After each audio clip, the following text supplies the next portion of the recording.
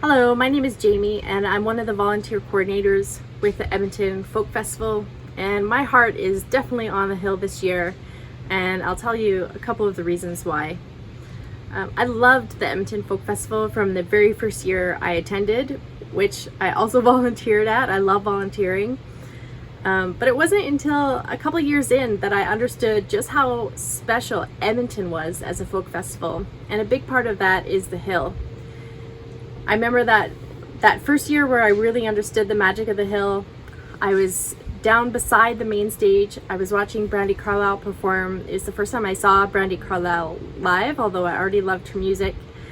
And she mentioned something about how beautiful the hill was, and I looked up and there were so many candles. It was like stars in the sky, and they were all being lifted up and moving along with the music, and it was just so magical. I was absolutely overwhelmed. And actually, Brandi Carlile mentions that moment every time she comes back to the folk festival, so I know it's really special for the performers too.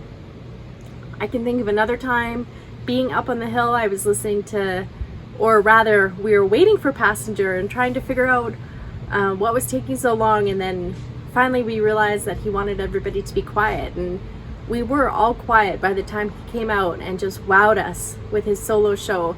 I love those moments where we're all united on the hill. There was also that moment where Michael Frante had us all up on our feet from the bottom of the hill, from the top, because he was literally running up the ski hill, singing and dancing and getting us all going. And yeah, thinking about all of these moments just makes me love the folk festival all the more, and my heart is definitely on the hill this year.